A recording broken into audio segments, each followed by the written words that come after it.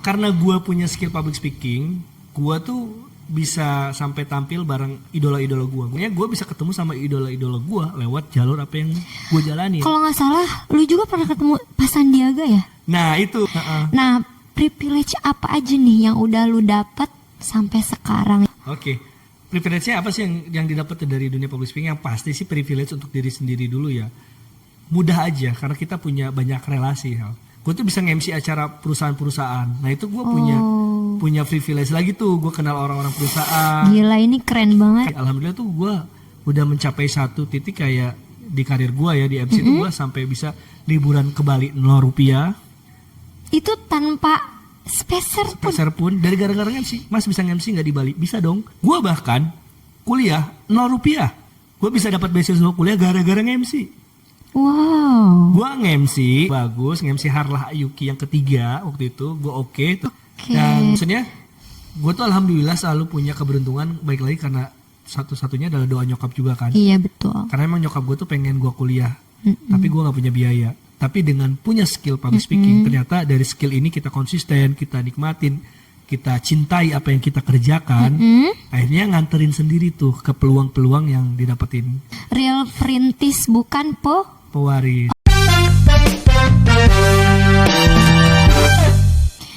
Oke coach, first time gua hari ini. Sebelumnya terima kasih udah undang gua jadi host di Jago Cuap. Alright. Ini program pertama kita untuk podcast di Jago Cuap. Jujur, makanya gue invite lu. Jujur ini tegang banget coach. Kasih tegangnya gitu lu ya? Iya karena first time. Gitu. Gak apa-apa lah. Ini makanya gue kasih kesempatan lu karena gue tuh pengen bikin podcast.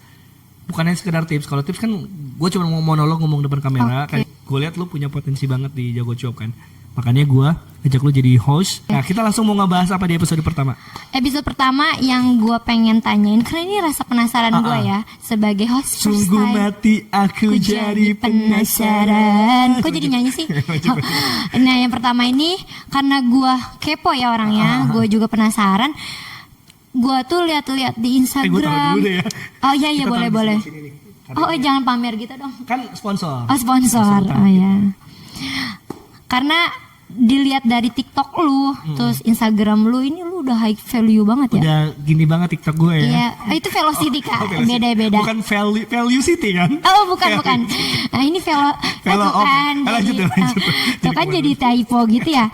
Nah, yang gue tanya ini kan lu udah ada di dunia MC tuh udah berapa tahun nih, Kak? Total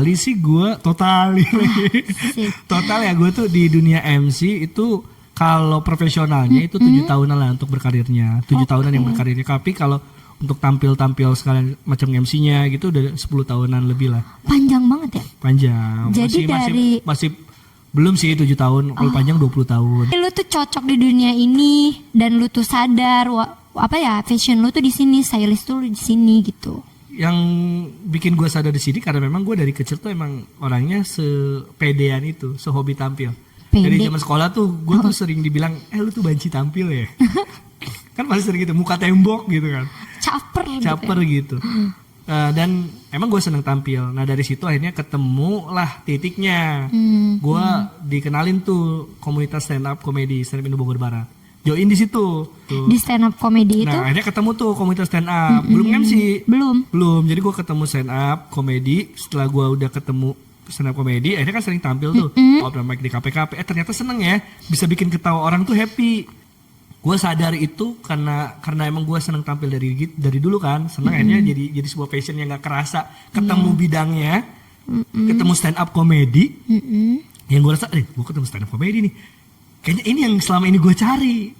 Ini fashion lu gitu? Ini fashion gue tampil di situ, tiba-tiba tampil bagus tuh pada saat open mic keberapa gitu, tampil oke. Ada manajer radio yang nonton gue, direkrut tuh jadi penyiar. Wah, ada dunia baru lagi nih, tapi masih ada hubungan sama cuap tuh. Iya, sama public speaking ini ya.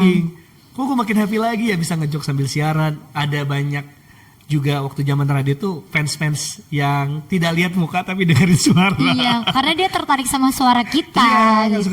Itu sampai ada kirim salam, gue sampai punya fans di Malaysia. Oh, jauh banget. Karena kan radio kita bisa streaming juga kan, kita bisa kirim link streaming gitu kan. Terkenal itu ya suara lu, tapi elunya terkenal kan? Ya mudah-mudahan amin doa dong harus terkenal dong. Amin. Ya kita Sama aminkan sih, bareng-bareng ya teman-teman. Oke, selain Betul. itu kan itu backstory lu ya. Heeh. Nah, privilege apa aja nih yang udah lu dapat sampai sekarang? Oke. Privilege-nya apa sih yang didapat dari dunia public speaking? Yang pasti sih privilege untuk diri sendiri dulu ya. Mudah aja karena kita punya banyak relasi hal. Contoh kayak misalnya kita bikin podcast izin di KP ini kan kita harus kenal orangnya kan. Iya. Dengan gua sebagai profesi MC yang sering tampil dan ditonton semua orang, dan gue juga bikin konten juga, orang kan jadi kenal. Dari kenal kan punya privilege, kita kayak punya kemudahan aja. Contohnya kayak sederhana ini kan, ke tempat timnya gitu, kita mau bikin podcast ini kita udah bilang sama Pak Bos, oh iya boleh silakan. Kan kalau misalkan ke tempat orang di ruangan VIP kan harus bayar.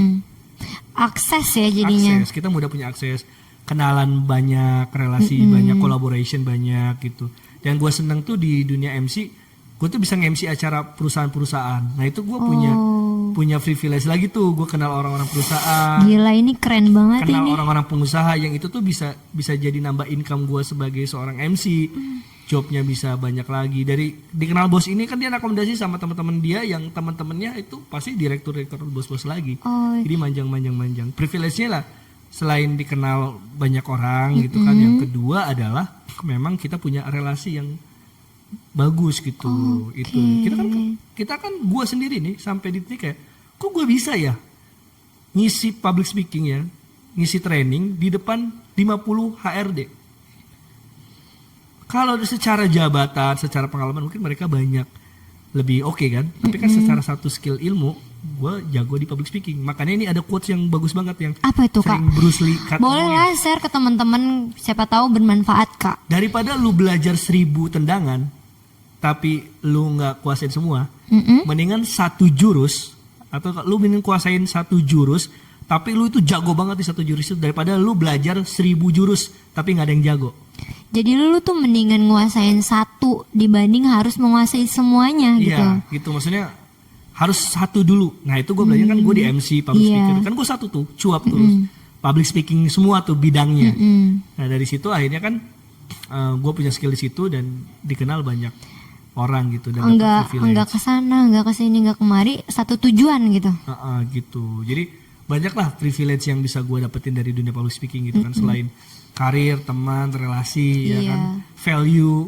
Orang tuh mandang kita oke loh kalau kita bisa ngomong. Oke, untuk sekarang ada job-job apa aja sih, Kak, yang udah diambil? Ini mungkin experience ya. Iya. Gue tuh Pengalaman apa aja, Kak, tuh? karena gue punya skill public speaking, gue tuh bisa sampai tampil bareng idola-idola gue. Gue sampai titik kayak gue dulu nontonin Andre Taulani di TV, gue nonton Tisa Biani. Sampai karena gue punya skill public speaking, host ya, terus juga ada punya basic stand up comedy, dan ditambah akhirnya gara-gara skill ini kita kan punya relasi. Iya. Gara-gara skill ini gue kenal orang TV misalkan. Nah mereka kan punya program, terus butuh talent, pasti mereka ngontek ke kita karena kenal kan. Karena tahu ya. Karena tahu, nah itu penting relasi juga kan. Nah dari situ akhirnya gue bisa ketemu sama idola-idola gue lewat jalur apa yang gue jalani. Kalau nggak salah, lu juga pernah ketemu Pak Sandiaga ya? Nah itu gue ngidolain banget. Lu bayangin waktu gue 2000 berapa sih waktu itu, 2019 ya. 2019 kan fans beliau tuh, pendukung beliau banget. Gue tuh kayak, suatu saat gue pengen banget ketemu sama beliau. Ternyata dengan gue konsisten di bidang gue, akhirnya ditemuin tuh jalannya sesuai sama passionnya gue. Gue waktu itu alhamdulillah kolaborasi di YouTube dia, jadi co-host untuk bagian ngisi promosiin produk-produk dan roasting para narasumber dia yang datang. Tapi kan gue seneng bisa tampil dan bikin ketawa menteri itu, pada situ kan beliau masih menteri ya. Iya benar-benar. Itu tuh bikin gue jadi happy, itulah value yang gue dapat, privilege yang gue dapat, atau akhirnya banyak experience atau job-job yang gue dapetin tuh yang buat gue bukan masalah di job yang besarnya aja, tapi dengan skill MC ini, dengan gue bisa public speaking, itu gue dapat kesempatan yang lebih banyak. Salah satunya gue bisa bisa ketemu dengan idola-idola gue yang selama ini gue cintai, gue suka lah, role model gue juga. Kadang ya perjalanan Gen Z sama Gen apa ini? Ya Gen X ya. Gen jauh banget, Gen Z. Karena kan perjalanan Gen Z sama coach ini tuh agak sulit ya, agak berbeda gitu ya. Karena kan Gen Z sekarang tuh kadang males, Kak. Apalagi ditambah mereka takut dan gak percaya diri untuk public speaking.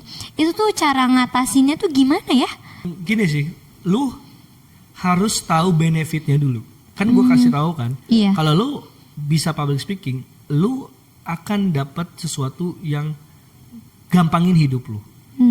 Kalau lu bisa jago public speaking ya lu lolos interview karena lu nggak perlu gugup lagi, lu udah bisa ngomong.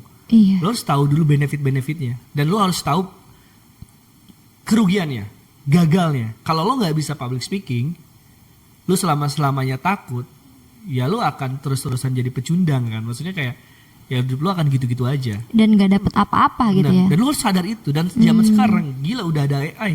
Skill satu-satunya kekuatan yang AI nggak bisa lakuin adalah storytelling, ngomong langsung. Kan mereka masih kayak robot. Dan justru dengan adanya AI dengan skill public speaking bisa digabung. Lu bingung kata-katanya, AI yang bikin, lu yang ngomong. Iya benar. Waduh, jangan-jangan nih nyontek juga. Iya, saya dong. Kita kan harus memanfaatkan teknologi saat ini. Jadi, tapi jangan terpacu juga. Iya, jadi kalau misalkan lu saat ini mahasiswa, lu ngerasa takut dan lu nggak berani untuk public speaking, lu harus tahu sih benefit public speaking itu gila banget. Kan kadang ya di kampus tuh sering ada acara-acara MC atau gimana organisasi gitu ya. Jadi kita pasti of course gitu ya tampil di depan banyak orang gitu. Dan banyak juga rasa takutnya yang dia rasain. Benar, nih gue spill ya. Gue dari zaman SMA itu kalau gue sekolah, gue anak sekolah yang gak terlalu pinter, gak terlalu jago matematika, tapi nilai gue gak pernah buruk. Karena gue deket sama guru-guru, gue bisa ngobrol sama mereka. Nyambung ya. Dengan gue ngobrol sama mereka, mereka seneng sama gue nya. Dan nilainya pasti digedein dong, dimudahin. Waduh, ini mah menjilat banget ya. Iya kan, maksudnya kita tahu kekurangannya kan kita dari dulu seneng punya privilege gitu. Iya. Dekat sama Capsek, dekat sama siapa, jadi mudah kalau mau buat sesuatu. Gue bahkan zaman sekolah nih, simpelnya ya, mahasiswa nih. Gue bahkan kuliah 0 rupiah. Gila sih. Gue bisa dapat beasiswa kuliah gara-gara nge-MC. Wow. Gue nge-MC bagus, nge-MC Harlah Yuki yang ketiga waktu itu, gue oke tuh. Dan maksudnya gue tuh alhamdulillah selalu punya keberuntungan, baik lagi karena satu-satunya adalah doa nyokap juga kan. Iya betul. Karena emang nyokap gue tuh pengen gue kuliah, tapi gue nggak punya biaya. Tapi dengan punya skill public speaking, ternyata dari skill ini kita konsisten, kita nikmatin, kita cintai apa yang kita kerjakan, akhirnya nganterin sendiri tuh ke peluang-peluang yang didapetin.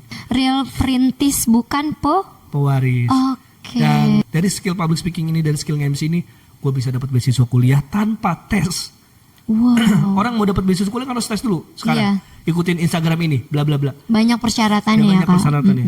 Gue karena mungkin rektornya lihat potensi gue, oh ini bagus public speaking MC, bisa dobrak kampus. Nah makanya ketika gue dapat beasiswa, apa yang gue lakuin? Gue nggak mau diem dong, gue harus kasih feedback nih. Akhirnya gue bikin karya, bikin sesuatu yang oke buat kampus itu. Kan gue masuk komunikasi, gue bikin film, bikin ini, bikin gebrakan-gebrakan. Salah satu karya yang lu ciptain pada saat itu apa itu kak? Gue bikin podcast, gue bikin film. Dari situ kan beliau melirik lagi. Gue konsen di MC, akhirnya gue nemenin beliau juga. Oh kan di beliau tahu MC kayak saya suka ngisi kemana-mana, udah kamu aja nemenin saya untuk kayak breakingnya sebelumnya. Gue nemenin beliau, jadi selain gue mahasiswa, gue asprinya rektor juga dulu gitu. Jadi privilege-nya enak gitu. Jadi berjalan ya. Berjalan gitu. Sambil lu berkarya dan lu juga mendapatkan beasiswa. Nah itu yang gue bilang, kalau kita punya satu value, punya satu skill, kita bisa hidup dari apa yang kita cintai dan dari skill kita. Asal kita satu, konsisten aja di bidang kita, nggak usah tunggu hasilnya. Yang penting kerja yang benar, kerja yang jujur, tulus, peluang mah dateng. Yang penting kita konsisten aja. Mungkin yang gue mau tanyain lagi nih, kan untuk public speaking ini udah banyak orang yang minati ya. Terutama anak-anak muda sekarang pasti pengen dong kayak lo sekarang berdiri tegap di banyak orang gitu ya. Dan apa lu tuh udah merasa puas atau masih pengen belajar dan terus belajar gitu? Kalau ngerasa puas, gue nggak akan pernah ngerasa puas untuk learning, untuk belajar. Iya, learning to journey gitu. Iya, asik journey.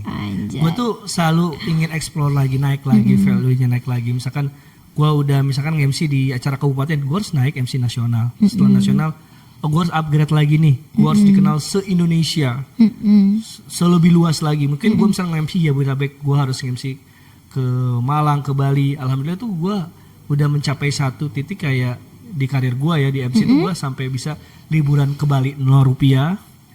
Itu tanpa speser pun. Dari gara-gara MC, Mas bisa MC nggak di Bali? Bisa dong. Untuk penginapan gimana? Untuk biaya harganya sekian, penginapan kita udah siapin, makan udah siapin, bla bla bla bla, semua udah kita handle. Terus gue pengen ngerasa share bahagia juga sama tim yang nemenin gue MC kan. Saya bisa ambil job di sana, bisa nggak kasih 1 tiket lagi buat tim saya? Bisa Mas, kita siapin tuh. Padahal sebelum gue dapet job itu gue ngucap apa coba?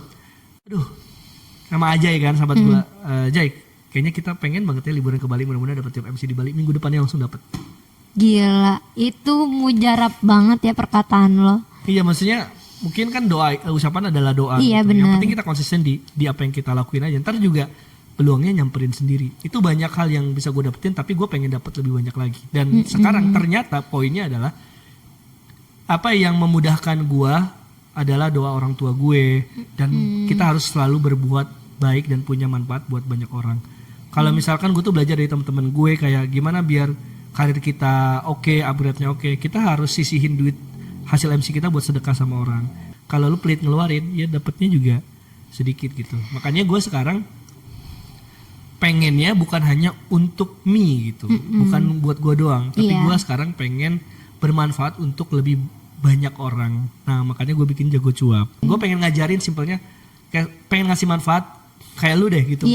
Yang dulu pertama kali lu ngelihat gue di seminar kan lu diem gitu, apalagi kameramen kita juga nangis segala macam ya kan. Iya benar. Kan kita, gue tuh kayak punya rasa yang lebih beda ketika menjadi public speaking gitu kan, public speaker gitu. Iya. Kayaknya kalau kita ngasih sesuatu value sama orang-orang itu ngikutin dan berhasil, itu kayak ada kebahagiaan.